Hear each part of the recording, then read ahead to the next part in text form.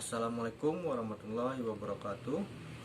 Halo teman-teman, pada kesempatan kali ini saya akan membahas tentang teori atom. Pertama-tama saya akan mengenalkan diri saya dulu. Perkenalkan, nama saya Ahmad Syarif Ihsanuddin, mahasiswa Fakultas Keguruan dan Ilmu Pendidikan, Program Studi Pendidikan Kimia dari Universitas Islam Muhammad Arsyad Al-Banjari. Baiklah, sekarang kita akan membahas tentang teori atom. Oke teman-teman, ada banyak yang mengemukakan tentang teori atom ini. Yang pertama adalah Demokritus dengan gurunya Leucippus pada tahun 460 sebelum Masehi. Sampai Demokritus berpendapat bahwa atom adalah unsur-unsur membentuk realitas. Atom berwujud padat. Terdapat ruang kosong di antara atom. Atom bersifat homogen dan tidak punya struktur internal. Atom memiliki bentuk ukuran yang berbeda. Atom tidak dapat dibagi dan tidak dapat dihancurkan. Demokritus menyatakan bahwa benda itu kalau dibelah-belah terus akan sampai pada suatu titik yang tidak akan dapat dibagi lagi, dan tidak dapat dibagi lagi dan tidak dapat dilihat oleh mata, yang dinamakan dengan atom.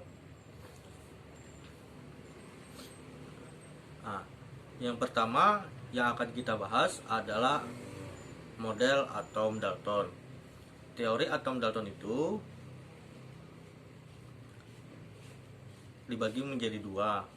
Yang pertama, hukum kekekalan massa, yang artinya dalam reaksi kimia tidak terjadi perubahan massa zat. Dan yang kedua, hukum perbandingan tetap, yang artinya unsur-unsur bergabung dengan perbandingan tertentu.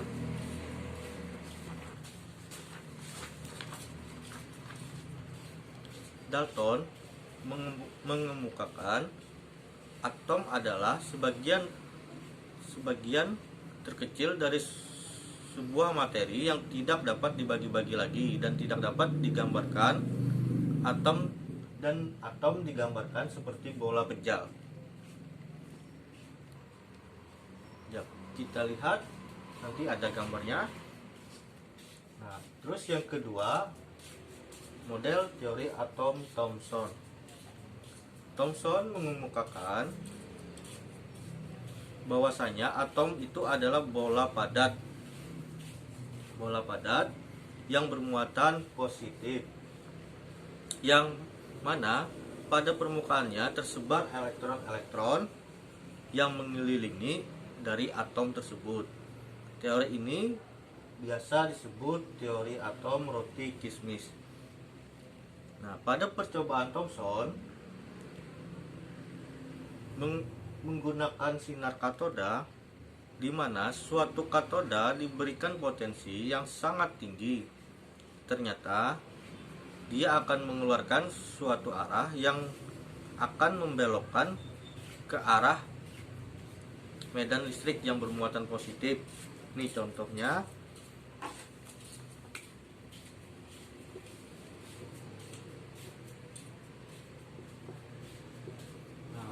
Dia akan membelok ke arah medan yang positif. Maka Thomson berkesimpulan bahwa atom itu kosong,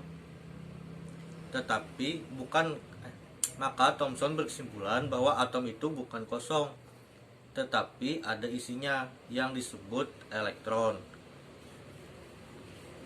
Jadi kesimpulannya adalah atom adalah suatu bola bulat pejal yang di dalamnya ada elektron yang tersebar. Selanjutnya yang ketiga adalah teori atom Rutherford. Rutherford mengemukakan bahwa atom adalah suatu bola rongga yang tersusun dari inti atom bermuatan positif dan dikelilingi oleh elektron, dan ada bola rongga massa atom terdapat pada inti atom. Ini atomnya. Percobaan yang dilakukan oleh Rutherford itu dinamakan percobaan sinar alfa.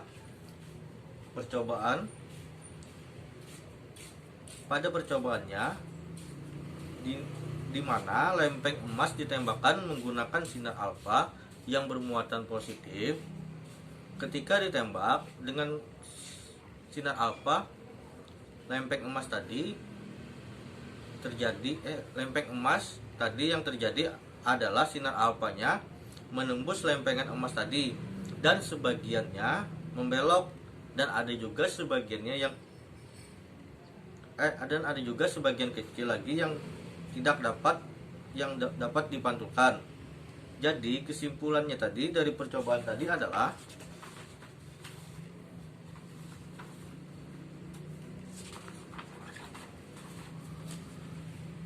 bahwa atom adalah ruang hampa, dan di dalam atom terdapat muatan positif yang terletak di tengah-tengah atom dan disebut yang namanya inti atom atau yang biasa disebut nukleus.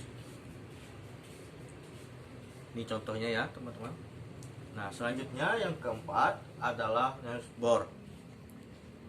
Niels Bohr mengemukakan bahwa atom terdiri dari inti atom yang bermuatan positif dan dikelilingi oleh elektron yang bermuatan negatif dengan lintasan tertentu dan tingkat energi tertentu. Jadi elektron tidak bisa jatuh dan dia hanya berada di dalam kulit, di dalam lintasannya saja. Nah, jadi elektron itu tidak bisa jatuh dan dia hanya berada di dalam kulit tertentu saja, sehingga disebut kulit atau yang biasa juga disebut orbit.